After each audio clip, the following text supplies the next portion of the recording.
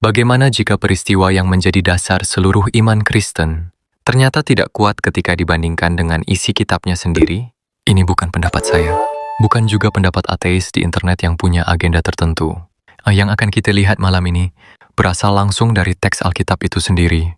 4 Injil, orang yang sama, salib yang sama, dan hari yang sama. Tetapi, ketika keempat Injil dibaca berdampingan, ceritanya mulai saling bertabrakan. Sebuah pengorbanan yang benar-benar menyelamatkan seharusnya memiliki beberapa syarat. Pertama, peristiwanya harus jelas dan konsisten. Kedua, maknanya harus sama. Ketiga, tujuannya harus pasti. Keempat, buktinya harus bisa diperiksa. Kelima, kesaksiannya harus dapat dipercaya. Keenam, mekanismenya harus masuk akal. Yang ketujuh, dan hutangnya harus benar-benar ada. 7 syarat, ya, 7 syarat. Dan malam ini kita akan melihat, ayat demi ayat, bagaimana teks itu bermasalah pada semua bagian tersebut. Sebelum lanjut, saya ingin menjelaskan sedikit tentang Spinoza. Baruch Spinoza adalah seorang filsuf abad ke-17 yang melakukan sesuatu yang dianggap berbahaya pada zamannya. Ia membaca Alkitab seperti membaca buku biasa. Ia membandingkan ayat dengan ayat. Ia melihat apakah semuanya benar-benar cocok. Lalu ia bertanya, jika para saksi tidak bisa sepakat tentang kematian paling penting dalam sejarah manusia, lalu apa sebenarnya yang disebut sempurna?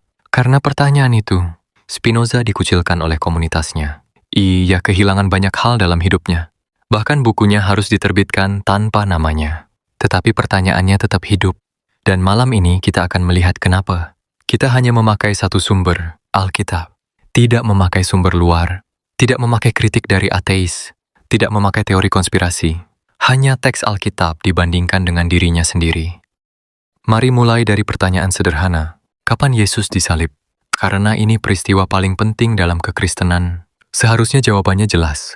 Sekarang, coba Anda buka Markus 15 ayat 25.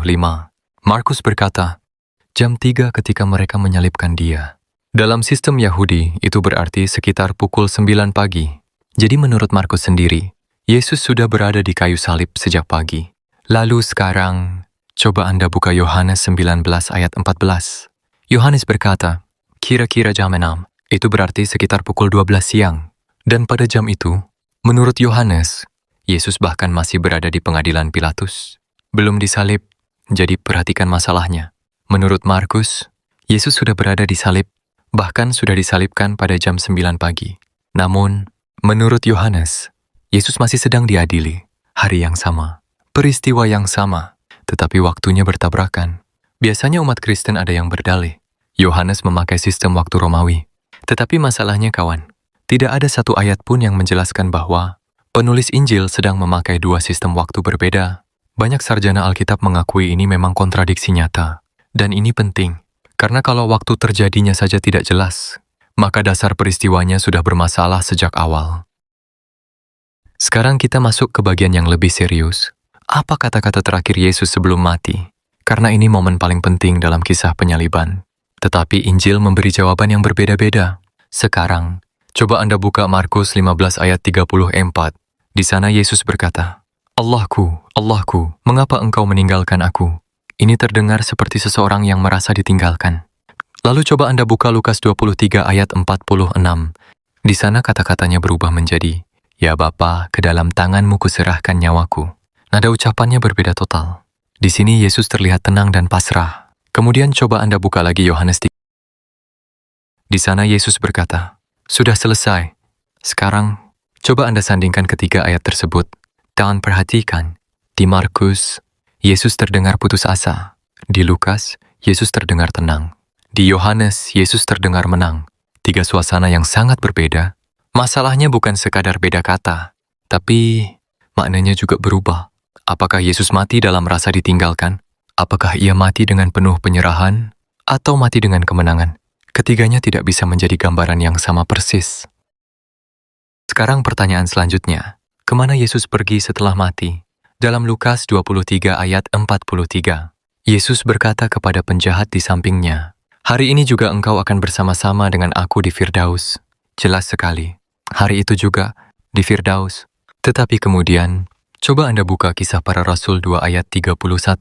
Di sana dikatakan Yesus berada di Hades atau dunia orang mati. Kemudian, silahkan Anda buka lagi. Yohanes 20 ayat 17. Pada minggu pagi setelah kebangkitan, Yesus berkata, "Aku belum pergi kepada Bapa." Perhatikan masalahnya. Hari Jumat Yesus berkata, "Hari ini kita di Firdaus." Tetapi minggu pagi ia berkata, "Aku belum pergi kepada Bapa." Jadi sebenarnya Yesus kemana? Firdaus? Dunia orang mati? Atau belum pergi kemana-mana? Kita masuk ke bukti yang Yesus pilih sendiri. Buka Matius 12 ayat 40. Yesus berkata, "Seperti Yunus tinggal di dalam perut ikan 3 hari dan 3 malam, demikian juga anak manusia akan tinggal di dalam rahim bumi 3 hari dan 3 malam." Yesus menyebut 3 hari dan 3 malam. Sekarang mari kita hitung. Menurut Injil, Yesus mati Jumat sore, dan kubur sudah kosong Minggu pagi.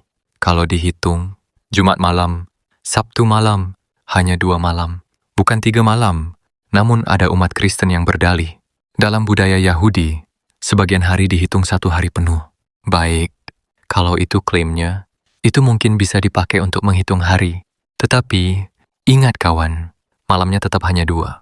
Dan Yesus secara khusus mengatakan 3 hari dan 3 malam. Jadi, secara fakta Alkitab sendiri, nubuat Yesus tidak terpenuhi.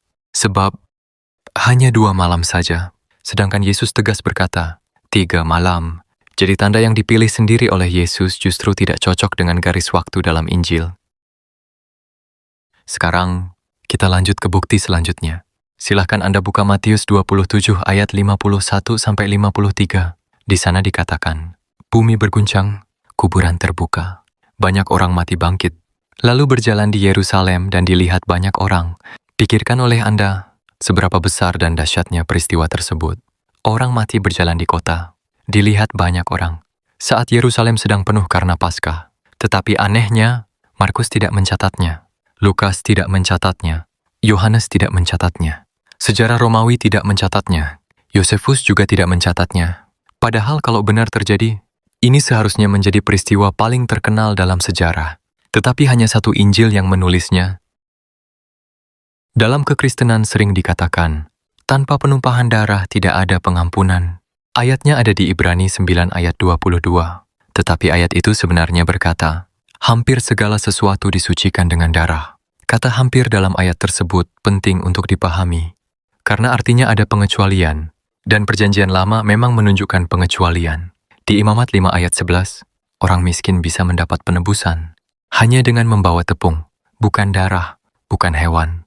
Lalu pada hari pendamaian di Imamat 16, 1 kambing disembelih, 1 kambing lagi dilepas hidup-hidup ke padang gurun, sambil membawa dosa bangsa Israel. Artinya, dalam sistem Taurat sendiri, pengampunan tidak selalu harus melalui darah. Dan yang terakhir, dasar utama penyaliban adalah dosa asal. Ide bahwa dosa Adam diwariskan kepada seluruh manusia, tetapi perjanjian lama justru berkata sebaliknya. Yehezkiel 18 ayat 20 berkata, anak tidak akan turut menanggung kesalahan ayahnya. Dalam kitab Ulangan 24 ayat 16 berkata, setiap orang mati karena dosanya sendiri. Artinya, setiap orang bertanggung jawab atas dosanya sendiri, bukan dosa Adam. Dan menariknya, Yudaisme sendiri tidak pernah mengajarkan konsep dosa asal, seperti dalam kekristenan. Doktrin itu berkembang kemudian, terutama melalui tafsiran Paulus dan Agustinus. Jadi malam ini kita melihat 7 masalah. Pertama, waktunya tidak cocok. Kedua, kata-kata terakhir berbeda. Ketiga, tujuan setelah mati berbeda. Keempat, tanda 3 hari 3 malam bermasalah. Kelima, kebangkitan orang mati tidak punya saksi lain. Keenam, penebusan ternyata tidak selalu butuh darah. Dan ketujuh, konsep hutang warisan dipertanyakan oleh perjanjian lama sendiri. Semua ini berasal dari teks Alkitab, bukan dari luar. Spinoza percaya bahwa mencari kebenaran dengan jujur bukanlah dosa. Ia percaya, kalau Tuhan itu benar, maka kebenaran tidak perlu takut diperiksa. Dan mungkin itu pertanyaan terpenting malam ini. Apakah kita berani membaca teks apa adanya? Ataukah kita hanya percaya pada apa yang sudah diajarkan kepada kita sejak kecil? Kalau ada bagian yang paling mengejutkan buatmu, tulis di komentar. Karena dulu Spinoza tidak bisa membagikan pertanyaannya secara bebas. Tetapi sekarang kamu bisa. Mungkin itu saja pembahasan kita hari ini. Salam satu Tuhan. Wassalam. Terima kasih.